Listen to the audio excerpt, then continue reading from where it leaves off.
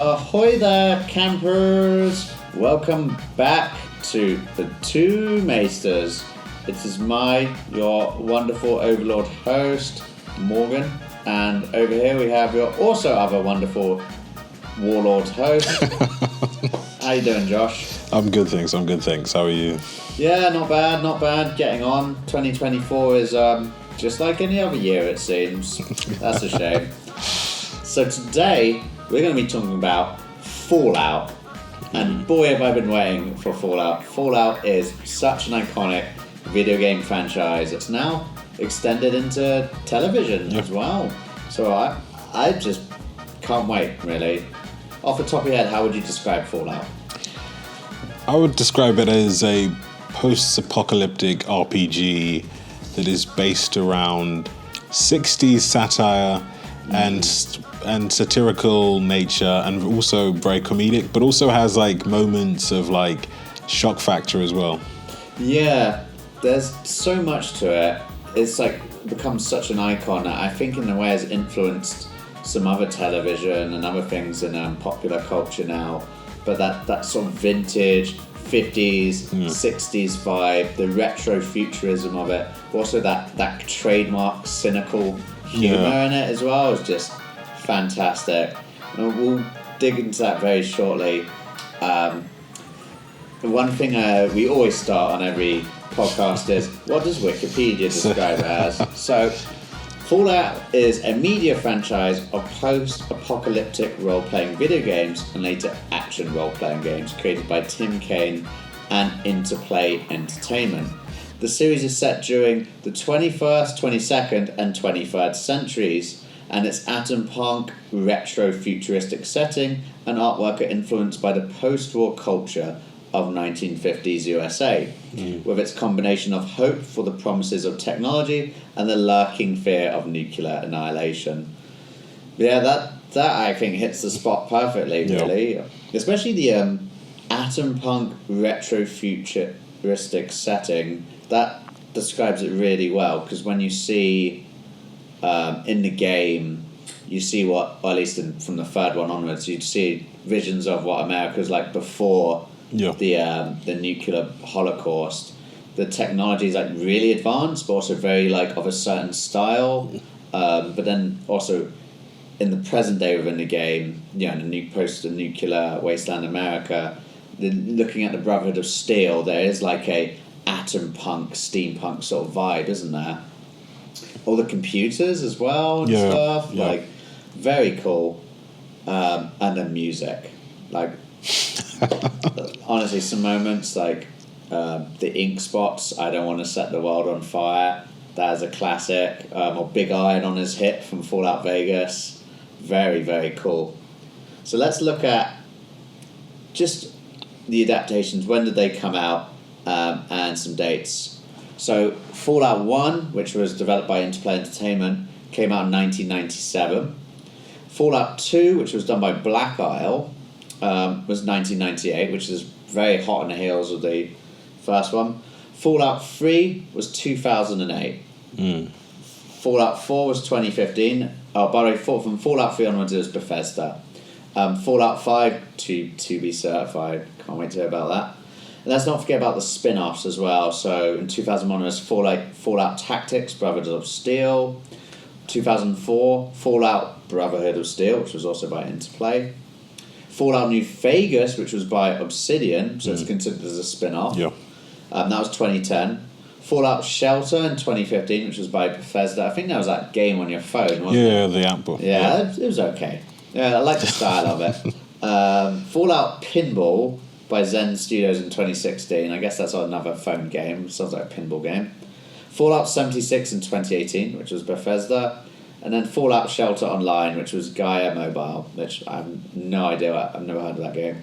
So of all of the things I've listed, what have you played in the Fallout series? Fallout 3, Fallout New Vegas, Fallout 4, and also Fallout Shelter. I did think about playing Fallout 76, but I think I was like skeptical when all the bugs and issues were happening when the game's launch, I was thinking, you know what, I think I might miss this one. I could say I did play Fallout. The reviews were really bad for Fallout 76 when it came out. I bought it a little while later because it just reduced so much, like maybe a year or so later, and I had a lot of the bugs were fixed. It was okay. I only played it like once or twice with my brother, but it didn't strike me as a game I'd enjoy playing by myself. Although lots of games are like that. They're meant to be played with friends, but just didn't really pull me in as much for some reason. Maybe I needed to give it a bit more time, but I think, this is the issue when you hear such bad reviews about stuff, it really affects your opinion and you don't give things a chance. So maybe I'll return to it. And I think an also issue that it had is that when you think of an MMO, you always think of like more of the fantasy side.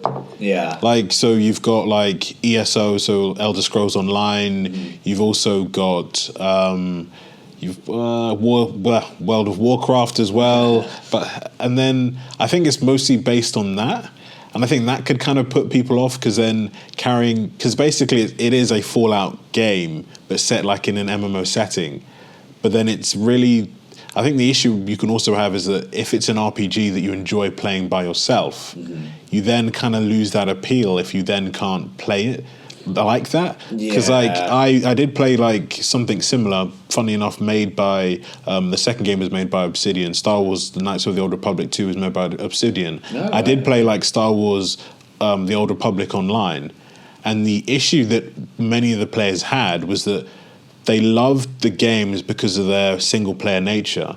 So then when everything was focused on, we must do everything together. If you really want to experience the game, you must play in groups. It kind of turned people off. Yeah. But I think... the core values. But I think what they then learned was like putting like huge like single player story elements, which actually started to bring fans back in. Right. So maybe that's something that they might plan to do with Fallout 76 is, you can do this with your friends, but this is actual content within the Fallout universe, which you can do as a single player, and these are the different rewards you can get. Yeah, I guess that's... because the thing about Fallout is at least from Fallout, I only played Fallout 3, Fallout 4, and Fallout New Vegas, so I can't comment about Fallout 1 and Fallout 2. But the sort of iconic thing about it was just getting lost in the wasteland on an adventure. Like, half time you wouldn't even be doing a quest, you just wander in one direction. Like, just listening to some other podcasts, people just pick a randomly, bring out the Pip-Boy, look on the map, put an X marks the spot somewhere, and just walk in a straight line all the way there, and you just come across the best, most wonderful things. And when you do it online, I guess, it seems like on paper that would be a good idea, because it's kind of spooky, the wasteland, but then the music kind of chills you out, makes you feel like less scared. So it'd be cool to have your friends there, and you find funny stuff so you can have a laugh with your friends. But it just didn't translate well with Fallout 76. I'm not quite sure why. There might be a number of things. I guess the dialogue in the game, the choices, in single player, you can choose to be bad or good, and the karma system didn't really... Well, you just can't really do that in 76 because you're all going to choose a different answer to talking to someone. Yeah, and I think that's why I think Elder Scrolls Online works, is because as with the Elder Scrolls, there is magic, there is wizardry, there is archery, there is skullduggery. There's vampires, werewolves, so many different aspects that you can play on. But if it's something set in our universe, set in like post-apocalyptic nuclear wasteland, it kind of puts it in a way that it can't go as far. There isn't as many options. Yeah, I guess so. It's a bit more restrained, whereas fantasy, it's like, there's a floating mountain over there. But, it's kind of cool because they use actual locations, of course, But, for example, in Fallout 3, set in Washington, D.C., I might be getting my wires crossed, maybe it's Fallout 4, but Bethesda's studios, which are based in that city, they actually made in the game. I didn't even know that, but you could actually go and see the destroyed, battered building. Like, it was like, wow, great reference. And, there's some really trademark things and iconic things about Fallout, and I listed them here. I know we went through them, but the exploring is just amazing, and, like, the areas of special characters, it's, like, huge, these maps, but... For some reason, there's always something kind of fun and exciting. Yeah. Maybe Fallout 3 because it was very grey looking. It was a bit like but they're still cool places like Megaton, the Oasis place as well. Do you remember that Oasis? Yeah, the guy who morphed into a tree, and like that big tall tower with the ghoul uprising, like underground and the metros. Still very cool. But then like Fallout New Vegas, you had the big bright lights, you had the dam, you had Kaiser's Legion, like just so many like cool bits to it that just made you want to keep digging. And usually like RPGs, I just play the main story and just can't be asked with side quests, except for The Witcher, but even then I was mainly pushing through main story. But Fallout, I just delved into it, like I loved it. Yeah, and like to your point, I think one of the things that they've done really well, which I think RPGs sometimes struggle with, especially if they're RPGs set in the modern era or post-apocalyptic modern era, is that getting you caring about the lore behind it. Oh god, yeah. That is something that can take, like, a lot of RPGs suffer from, like, okay, it's a really good game, but I've just read through this whole page, whether it's a codex, whether it's a file on a computer, whether it's a scroll. Why should I care about this information? And I think that's what they really do well, but Bethesda does well in the Fallout series. It actually gets you to care about the universe that you're in and actually want to learn more about it. Yeah, like you're going through a building and you access the computer, you hack it to get in, and then just reading an email someone sent to someone, like maybe like a pre-war one, it's just kind of silly, like something funny. But then the mini side quests you find as well. The lore as well, like the vaults lore, like you discover a random vault and you slowly, it's not even a quest, but you just slowly find these little messages left around and you find out the vault was a social experiment where they played like a tune on a very low pitch and it's to see if it'd drive everyone insane, and lo and behold it did. Another vault where everyone is a clone of Gary and everyone's just, hi, I'm Gary. One vault where like a parasite somehow got into the ventilation system, and it's just so much interesting, cool detail. And you're right, the lore of this is good, and there's so many different laws of it. Like the pre-war lore, like what actually happened. So the Chinese invaded Alaska, we know that from like a DLC, and then America, democracy versus communism. But then the vaults, New Vegas, what's the lore behind that? It's so rich, isn't it? And then there's so many cool side quests, and the DLCs I was always excited to come across, like the Alien one in Fallout 3, that was cool. And then the Operation Anchorage one, where you actually go set in the pre-war, you go to Alaska, that was a weird, cool one. The soundtrack as well, I mean, amazing. Set the world on fire by the Ink Spots, that's good. That was in 3, and funny enough, they put that in New Vegas and Fallout 4 because it's just such a good song. And I think the one thing that you did say that's really accurate is that they play this joyful, jolly music, and it's like, actually, this isn't the time for this type of music. The contrast, that's why it's so good in the Wasteland. And I always, even though I've had this, even after playing the game so much, I always play it with the music in the background because it calms me down, especially when you're like, especially in Fallout 4 when the ghouls properly throw themselves at you, or a bloody death claw, and you're like, Yeah, it's a good contrast, isn't it? The weapon customization as well, very cool. Nice, like, seeing these sometimes thrown together weapons out of pipes and stuff. That's nice. And silly, cool weapons, like the Fat Boy as well. Yeah. The mini nuke, which is just nuts. Like, haven't you guys learned? Nukes are dangerous. The base customization as well in Fallout 4, I wasn't so big into that. Neither was I, no. Yeah. Just seemed like just an add-on for add-on's sake. I wasn't bothered. And for me, it's like, it would kind of like get on my nerves, because then I'd be like, okay, then I've now set up this base, I've put some turrets out there, I've given weapons to people, but then it's like, sometimes you'd get messages that your base is being attacked, and I'm like, fuck it. I'm like, but didn't I just make turrets here? Didn't I arm you? Why do I now have to come back to solve the situation? You have to do everything yourself. Yeah. Yeah, I remember that. Oh, and then Fallout 4 was it? Who was the head of the Minutemen? Just constantly coming to you like, there's an outpost that needs our help. Yes. And I was like, go away. I just ignored him after a while. The factions are cool. There's good lore to that. Like the Brotherhood of Steel are an icon of Fallout. So much so the TV show that's going to be coming out this year in April. Can't bloody wait. You know, you see them in it. They've got to show them in that, as well as New Vegas. You've got Kaiser's Legion and the New California Republic. And then in Fallout 4, the Institute and the Railway. Like, very good, well thought out factions. You know, the lore is rich in this game. So, anything else I missed about just general stuff to do with Fallout? We'll go into like... I would say the Fallout Shelter game is pretty good. Okay. It does kind of like get repetitive, especially when you're able to then fully develop your shelter, having like your medical facilities, being able to then send people out. But I was thinking like potentially they could further develop that, especially with you've got like VR coming in. Like imagine having like a VR Fallout Shelter game. Designing your own Fallout. Yeah. Yeah, that'd be sick.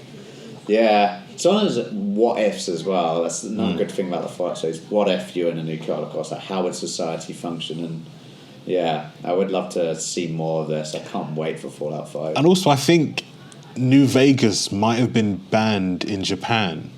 What? Oh, what? Because of the dropping of... I think it shows the dropping of a nuke, so they banned that. Because I remember, like, years ago, there were, like, video games being banned in specific countries and the reasons for it. And I was like, why is it banned? And I was like, okay, yeah. I could see why in Japan. And yeah, it's always going to be too soon. I did hear in a podcast, actually, that there were a lot of issues with Fallout in Japan when it was... at least with Fallout 3 and, I guess, New Vegas as well.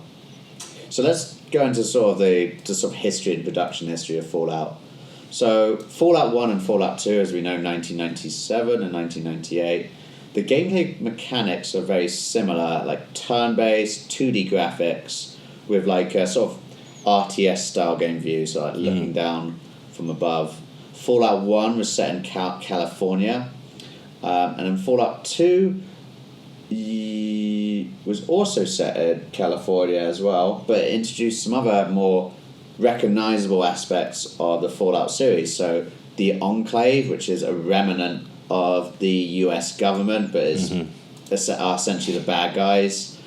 It also introduced Fallout's signature quirky humor and pop culture references. So there were jokes relating to Monty Python and Hitchhiker's Guide to the Galaxy. And again, it's like cool thing in the later Fallout games is the Easter eggs you find. You know, like you can find Indiana Jones, you know, in Kingdom of Crystal Skull when he hides in the fridge from the nuclear explosion. You can literally find that in a Wasteland skeleton with his hat and like the fridge door open. It's pretty good. Yeah. Did you play Fallout 1 and Fallout 2? No. Me But just the point, like, to Bethesda, the fact that they've got, like, some of the oldest franchises. So they've got Doom, which is, I know that's extremely old. Wolfenstein is another old one. They've got Elder Scrolls, which is really old. And also Fallout as well. They're all beloved. Yeah, they make some good stuff, don't they?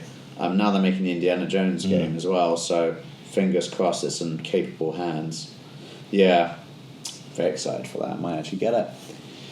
So then, of course, we have Fallout 3, which is kind of what really put it out there in the mainstream. Fallout 3, like, and it won Game of the Year as well. I mean, I didn't play at a time, but I remember I went over to a friend's house a lot, and this was before we started drinking and doing other stuff. We would just sit there munching loads of snacks.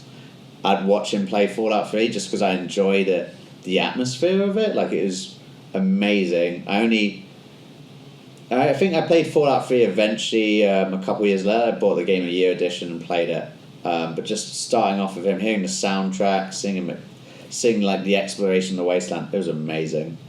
But yeah, essentially it introduced the game mechanics we're familiar with. So the free roaming, the real-time combat, but then the VAT. Is it the VATs as well? You know, you do the slow motion shooting. Yeah. And I guess it's a thing that, you know, this game as a first-person or third-person shooter would never be able to compete with games that are built around that, like Call of Duty, Gears of War, Tom Clancy's Ghost Recon.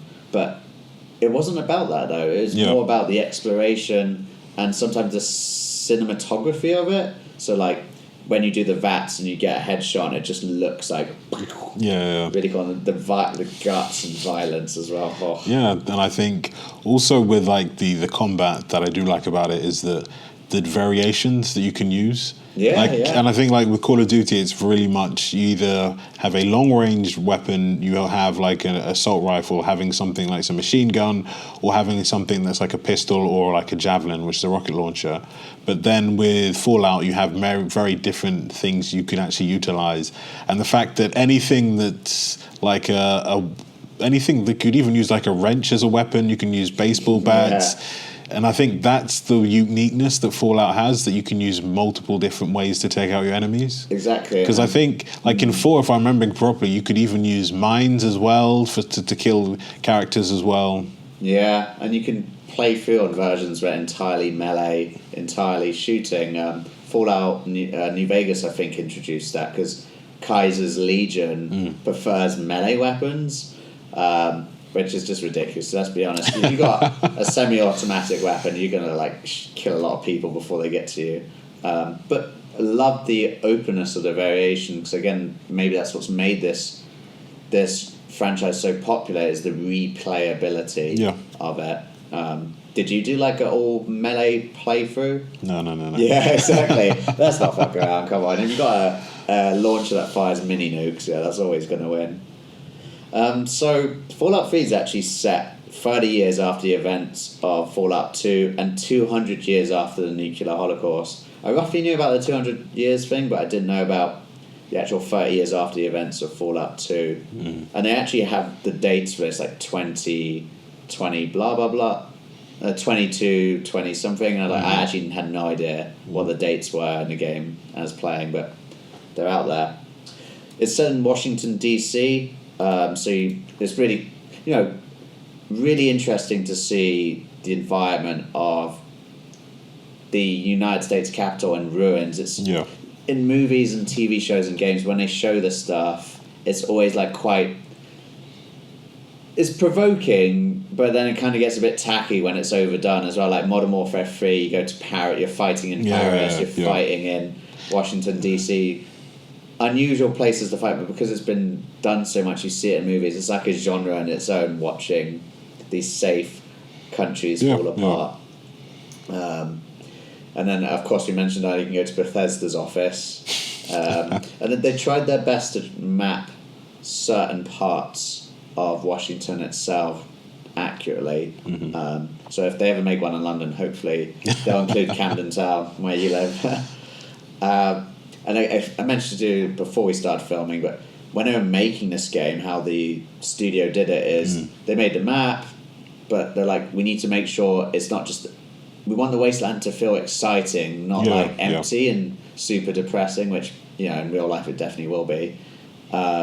So they got the whole team, anyone involved in making the game, was like, okay, go walk in this direction and note down what you think. Is it boring? Do you think we need to put some more stuff on there? So this is how they really enrich the wasteland. You find these random crash sites or like an alien spaceship in the middle of nowhere and you get a special gun.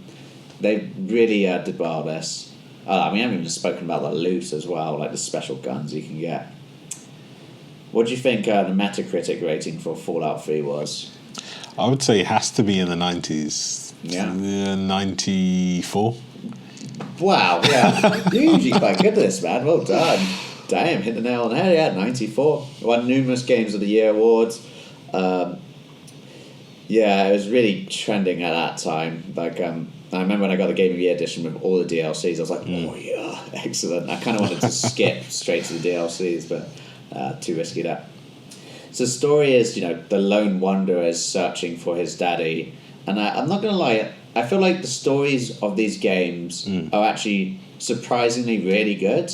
Usually I find with games is that maybe Destiny, it's not, the story's so weak, but the game was built for exploration and online play, so I'm like, I'll let it pass. But in this, there's really the story was good, a bit cliche, but just searching for your daddy, the quote from the Bible, Genesis 22, whatever, of I am Alpha and Omega, I am the beginning and the end. And remember how the story ends as well? Like the final mission that you sacrifice yourself to ensure that everyone gets pure drinking water in the capital. And your dad sacrificed himself. The story I thought was good. Yeah.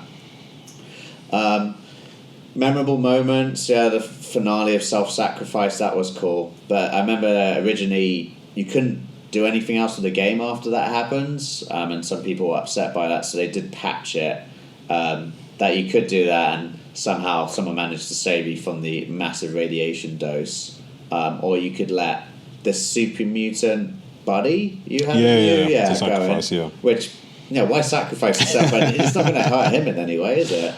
And I think that's the type of thing that people forgot, like, games used to have. Like, nowadays it's like with New Game Plus that once you've finished a storyline, you can then go back and do the missions you didn't complete. But, like, in previous games, like in the 90s, the 2000s, and early 2010s, it's like, no, you got to a point that you finished a storyline, game over. The missions you didn't do are the missions you will not do unless you start the game all over again. Well, I guess it encourages people to be more replayable with it. Whereas if you've got an open-ended finish where you can just keep wandering around the map, I guess you can always come back to it, unless there's, some quests that you can't go back to because you've advanced stuff. Some memorable moments. Alien Abduction DLC, like, that was cool. Although a bit, like, limited because you're just stuck on a spaceship for most of it, and you can return to it afterwards, but still cool to have the zany DLC, and there's quite a few of ones in also New Vegas and Fallout 4. Blowing up Megaton as well, you can literally just be really evil and just blow up the entire town with a nuclear bomb. Any memorable moments for you from Fallout 3? I would say, just based on what you were saying, like the storyline being simplistic, but I think that's what really gets people like into storylines. And I think at times, especially when it's like, for example, with Destiny, if like the storyline is so huge that this threat's coming and we must be prepared, we must prepare you to defeat this threat, it kind of gets old and it's hard to understand unless you're really into the lore. Right. But if it's like Fallout 3 when you're actually looking for your father, or Fallout 4 when you're looking for your child, it's like everyone understands that, and it can be written it's simplistic, but it can be written really well for you to then build on it. Then it to be like an overarching threat that you don't fully understand what it is, and you have to actually fully understand the lore. Yeah. And then you fully don't understand like the stakes, but everybody knows what it would feel like if they have to look for their father because they're lost, or if they have to look for their child. And I think another game that did it really well was God of War, the remakes. Like it's the fact that it's a father and son relationship, and so many other games or media have done that. But it is simple, but if done correctly, it can be done really well. Yeah, I get your point that it's like Star Wars, like the idea of family. It's such an overused plot tool, but it's a basis to like appeal to us, and I guess is what they do with it. They add more to it. Sometimes people just might not be interested in the lore, whereas the lore is like as well in that. I see your point. Yeah, and then it's funny because then Fallout 4 is a daddy looking for his son. They've swapped that around, also a much used thing. So Fallout New Vegas is set 4 years after Fallout 3 in the New Vegas desert in Nevada. There's less emphasis on some of the main protagonist factions in Fallout 3. So the Brotherhood of Steel are like, and I love how they did it. Just like a random hidden base in just the wasteland somewhere, and like it's very low key the entrance to their base until you get in, and there's massive security. Really like that, and the Enclave were in it as well, surprisingly, but like remnants of them, like, and there's like 5 remaining members, and you have to unite them all, and they're all old and stuff, so they're not officially functioning as an organization in Nevada anymore. That was cool. And one thing we forgot about Fallout 3 is, do you remember Liberty Prime? Yeah. And the big robot, the giant robot that's just fighting on democracy is not negotiable. Very hyper-American democracy vibey. We get introduced to 2 new factions, the California Republic and Kaiser's Legion, were the main warring factions. And it's really weird because, this is a science fiction genre. So Brotherhood of Steel are very like technological, grim darky, but then Kaiser's Legion are just the opposite. It's like, why the hell is a Roman fiend faction in that part of the world? Because Apocalypse, and maybe it shows how crazy things have got. But when you meet Kaiser in it, and it's funny, it's Caesar, but he says Kaiser because it's just, I don't know.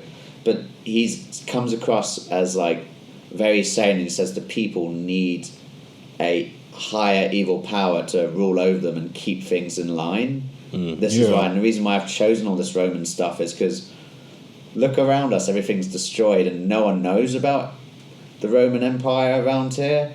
I know, and it gives them something to learn, a society we can all move into something new.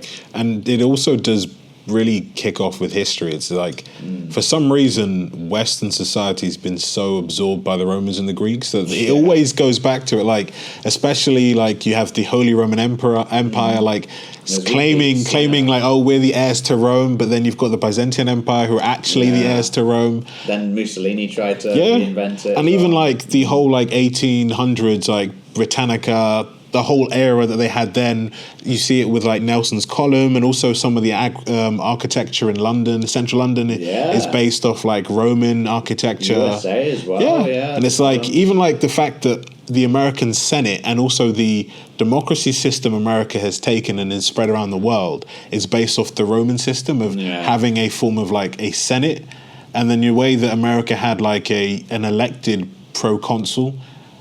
Well, they had two consuls, but the America has like a president, and in the fact that the Romans had governors, and so does America have governors as well. You kind of see like they've literally taken from it, and it's like everyone wants, especially in Western society, to take from the Romans because it was like a successful, I guess so. It's like some sort of weird like status symbol, isn't it? Yeah. I guess that's probably one of the reasons behind Kaiser's Legion in it.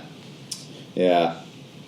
And I think a key thing about New Vegas is the setting sort of differed from Fallout 3's grey bleakness. Like, sort of the colour palette of Fallout 3 was just grey. Whilst Fallout New Vegas was like, everything's trash, but there's lights, and like the strip as well. And like, one of my first memories of playing that game was just going to the gates of the strip too early, and like I just want to get in and see it, but you have to pay like 10,000 bottle caps or something. Yeah, and that's another thing about Fallout is the fact that the currency is bottle caps, that it goes to something so basic. I know, it's like started a trend of people collecting bottle caps and stuff, like I'll be rich one day. It's like the fact that, money is actually focused on gold, but now it's like, no, forget gold, it's bottle caps. Like the Nuka-Cola as well. Like, so many just cool, iconic things that you would buy as merchandise in the real world. Like you could probably buy a Nuka-Cola bottle or something, it's just it's so iconic, so many cool things they made. And I like that about New Vegas. Although the storyline was less gripping, it was more about just factions and you being caught in the middle of it. There was still some coolness about like who owned the New Vegas Strip. He was like the middle ground, Mr. House. Like he didn't want a new California Republic coming in, and he didn't want Kaiser's Legion. It's like sometimes there's morality came into it, and sometimes it wasn't the case. In Fallout 3, that was sort of the case as well, and we'll talk about that more in Fallout 4.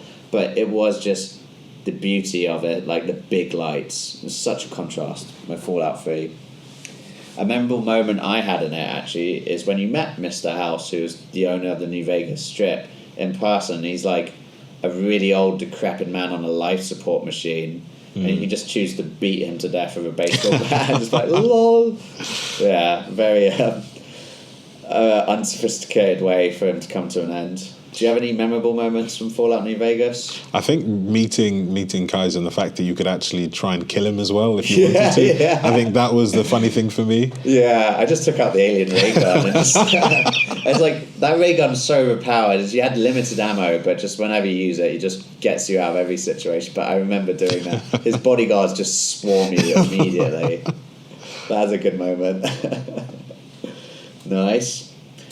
And then we had Fallout 4, which is more recent, set in Boston, Massachusetts, in an area known as a Commonwealth. This was 10 years after the events of Fallout 3. Again, I wouldn't have known that. I don't know how. Just, you read these things online. And the story, unlike the other games, the story actually begins on a day the bombs fell in the USA. You remember at the beginning, it's like the white middle class suburbs. And it's also kind of funny because like the guy's like, "Oh, do you want to get this Vault insurance?" It's like, yeah, here we go, yeah. And the fact that the funny thing is, when you go to the actual Vault, he doesn't have the insurance, so he's actually arguing. Really? but I'm literally your salesperson. But well, you're not on this list, sir. So I'm sorry. And he's like, what? No, yeah, no, ironic. And the fact that you're so lucky that there's a long queue that when the bomb does drop, you are luckily the last few people who are sent in. Yeah, you literally go down the left as the bombs drop, and that's a cool moment to see as well, because it's nice to see what a house looked like pre-war as well in the neighborhoods, and you saw that weird, what was it called, like retro-futuristic action punk style. The robot, yeah. Oh yeah, and then you Mr. Gusty the robot as well. Yeah. And also it was the first Bethesda game that you could actually talk in. The main character would actually talk. Yeah, and I actually preferred it. I kind of prefer it. Like, for example, Witcher, you hear the Witcher talk. I actually prefer it rather than, you have the dialogue options, you'd pick it, and then the person you're talking to just responds. Much better. And I love there's always a sarcastic, or not always, but a lot of times there's a sarcastic option, and your guy would just say the funniest stuff. Like, it was brilliant. And, in this game, it starts off, that all happens, you go into some cryostasis thing. You get woken up at some point by some guy who's coming along and like kills your wife, shoots your wife, and then takes your son, and then you get frozen again. You have no idea how much time's elapsed. Then you wake up again. Something's going on in the facility. The machines are shutting down. You're like, okay, time to get out the vault. Just like Fallout 3. Fallout 3 a little different. There was a vault uprising, but in Fallout 4, I can't remember exactly what was wrong with the vault, but you just had to leave, mainly because you wanted to find your son. I think also there was like a roach infestation as well. Yeah. So I remember that's the first enemies you had to fight, and then the tutorial was like, take this weapon and then use a melee attack against them. Then also use, I think it was the pipe gun that then you use to take them out as well. The bloody rad roaches. Yeah, that again another iconic thing, the rad roaches, isn't it, as well? Along with the death claws, like, wow, just the design was so cool. And the story in this, I think, was pretty good. I was very satisfied with it, because when you finally meet your son, actually, before we even get to that, the major protagonists, the Institute, the Railway, the Brotherhood of Steel, how would you describe these protagonists if you had to summarise them? I would say just a group of people trying to survive in a post-apocalyptic world, and I feel like the Brotherhood of Steel, they see it as if they have to be harsh in a harsh world. Yeah. And then if they aren't harsh, then the actual world will just destroy everything else. Yeah. It's weird because, in Fallout 3, they're definitely the good guys. But in this, it shows the morality is a little bit blurred because, the big part of Fallout 4 was the concept of synthetic humans that are so well made that you can barely tell the difference of, like, the good later models. So you had the Institute who were behind making this, and I can't remember what their motivations were, but they're immediately painted as the bad guys from the beginning. Then the Brotherhood of Steel show up and like, yay, Brotherhood of Steel, woo! And you hear about the Railway a little bit, but you don't know much about them. Then it slowly turns out that, these synths, like the really good ones, sometimes they don't even know they're synths. Yeah. And the Institute wants to kidnap them and take them back. The Brotherhood of Steel wants to execute all of them because they're like, technology needs to be honoured and blessed and sacred, because look what happened to the nuclear bombs. So it's like picking each of these sides in it is a bit like difficult. The morality isn't quite clear. Yeah, and I think one thing that it does get right, the whole Fallout series, is that kind of like how things are mysticized once there's like a huge gap between it. Right. Like, for example, as you said, the Brotherhood of Steel saying, that the actual tech isn't blessed, but But in modern times, people didn't care about that with technology. Yeah. And I think like another thing that always seems to happen is that when everything goes to shit, it's like you then get factions and then everyone turns into a form of warlord. Yeah. Brutality like reigns supreme. It's like martial law. Like there won't just be a slap on the wrist and a jail sentence if you do something. Yeah. Like, they'll cut off your hand or something. It's like really brutal. Yeah, and like you kind of see it like in when we did the episode on The Last of Us. Yeah. That it gets to a stage that when people then a disaster then does happen, you then have to have like a form of martial law put in place because as a species we don't really do very well with disaster. Yeah, democracy. Because like I think it's like when everything's okay, we're like, okay, then we're fine settling in to where we fit into society. Think about things. But then when disaster happens, it's like, fuck society. Yeah. It's me first and mine and mine own. And I think that's what you kind of see in Fallout, that the different factions are having their own different viewpoints of how we can get a form of normalcy back. Yeah, exactly. And you saw that in Fallout 3 a bit with the Enclave. It's like we are the remnant of the US government, but I think they were like kind of fascists or something. They were definitely painted as the bad guys in it. And then, of course, in this, there's the Railway as well, who like are a faction mainly founded on helping synths escape from the Institute, especially these sentient synths that might not even know what they are. And they kind of seem like the best, the most morally fair out of all the factions. And, the Institute, I really can't remember much about them, but I do remember when, I think you finally head to the Institute to meet their leader, and like there's this old man, and you're like, you think you slowly start to find out things, and you're like, and it's so weird, it's your bloody son, and like he's older than you, and you're like, how long has it been since since your mum died and I was put back to sleep? And it's such a cool revelation, and your son literally says, I want you to take over as leader of the Institute. And it's like, what the hell? This is so weird. Like inheriting something from your son who's older than you. That is hella weird. That was a cool science fiction concept I really liked, actually, and that was a cool thing they brought out on this. But again, it's like, I can't remember the Institute's morality in this and what their motivations are. Maybe it was because human beings were falling apart. Maybe this is the way to go forward. But it... no, this was your son. This is your main goal. Like, so if you turn against the Institute, you're turning against your son. The only family you and he has left. So yeah, a lot of shades of grey in Fallout 4. I did enjoy that, and just graphically as well. Fallout New Vegas, bright, cool, but seemed graphics were very much Fallout 3. Graphics in Fallout 4 were really good. Some beautiful settings and environments in it that, even though they were wastelands, had a lot of colour to them. So, for example, gosh, so long ago, the Institute itself is like one of the few places in the Fallout games that's not shit, like not covered in dust, not looking falling apart. Yeah, exactly. It's actually like science fiction, almost feels like a spaceship, and that was cool. And I think one thing just about the whole series that I find cool is that the fact you have like the effects that nuclear radiation has had on people and on animals. The ghoulification. Yeah, and like the fact that as a ghoul a person can survive hundreds of years. And you could answer the question is like, how long can a ghoul actually live? Like, could they live for like hundreds, maybe even thousands of years just because of the mutation that's been caused by the radiation? Maybe they're the apex of human evolution. Just a bit of radiation sorts you out. Yeah, so unlike real life. Have you seen Chernobyl by any chance? Yeah, exactly. Well, some forms of radiation in real life are just not good enough. And yeah, it's a great series. The way they depict radiation in it, like the Geiger counter. I just remember when you see that pop up on your screen, like, oh, crap, I need to get out of here. Yeah.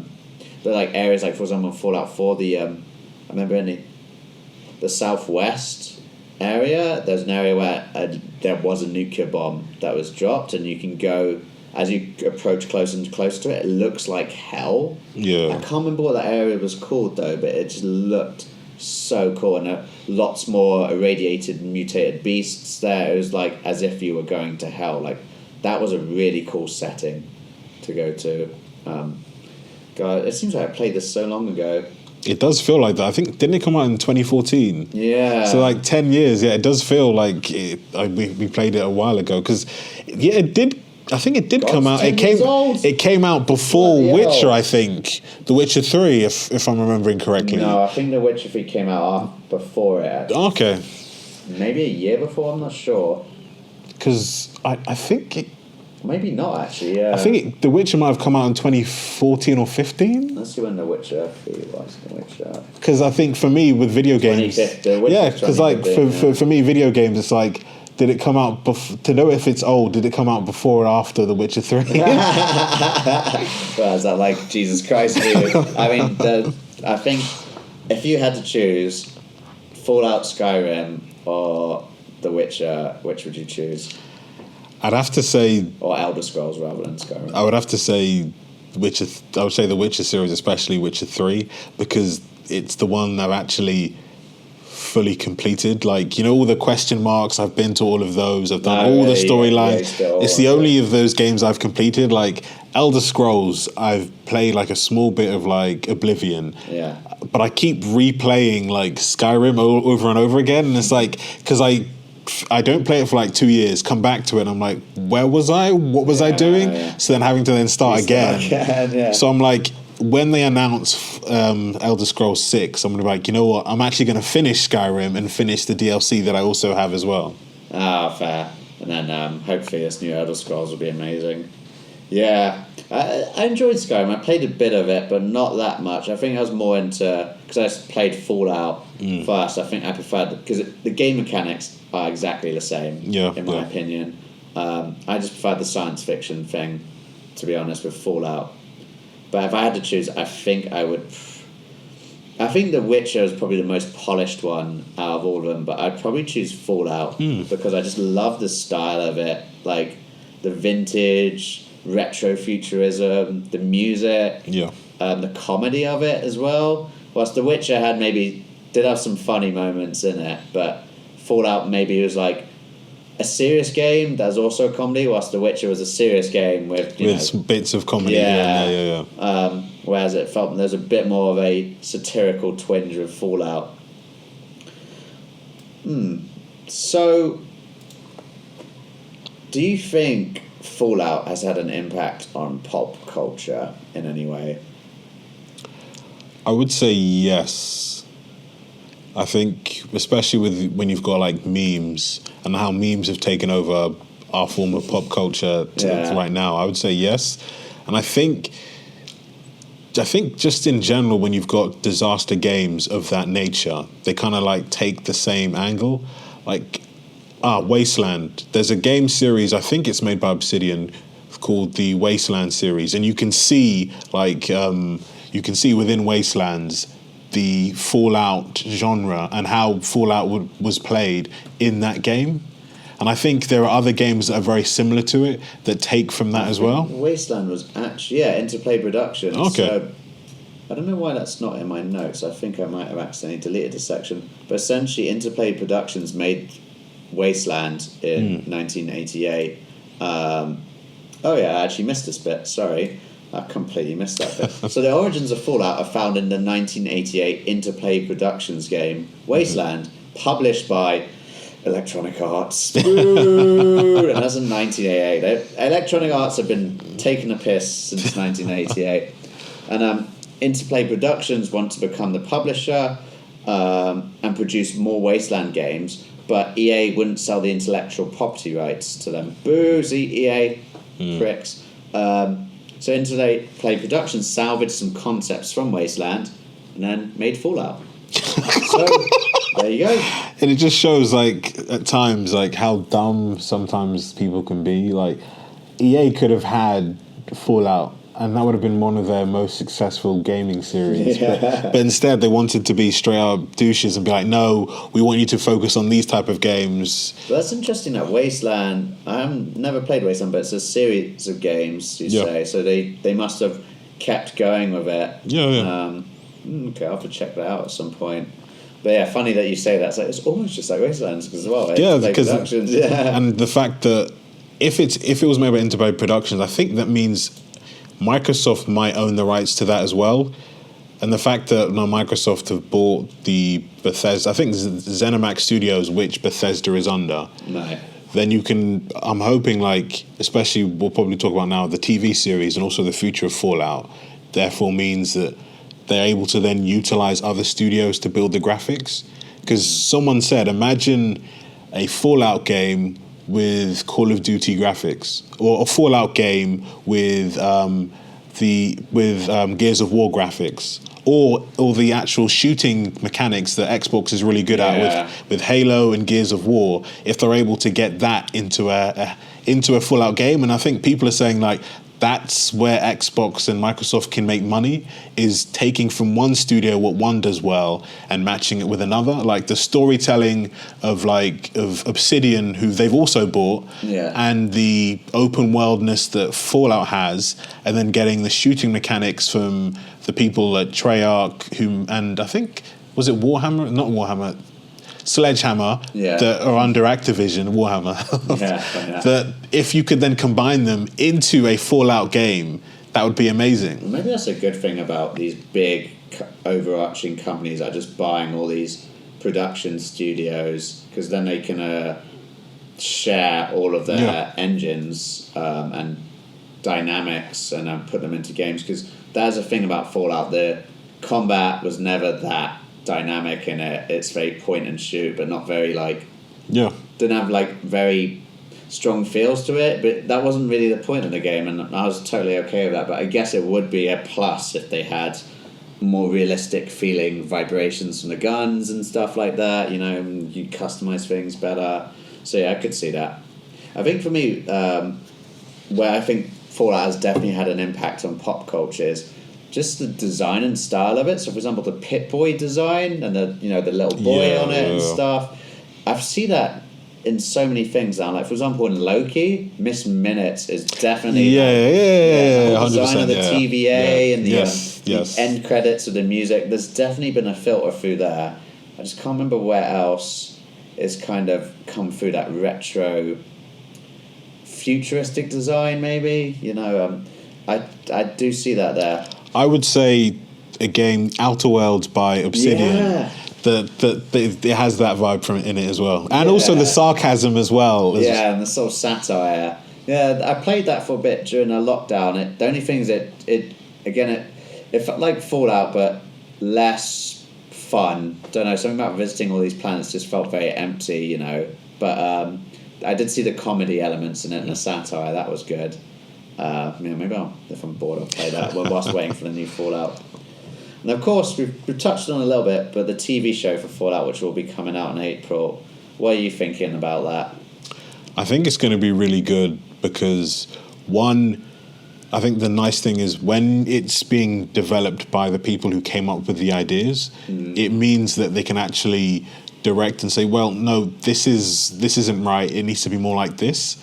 But at times when you have the person who creates the idea and they're like, you know what, develop the TV show, I'm fine just staying over here, you then start to have like the director saying, oh, this is my vision of what I believe this TV show should be. And like every time, every time I've heard the director and also the team developing the TV show, that's like, no, it's going to feel like a Fallout game.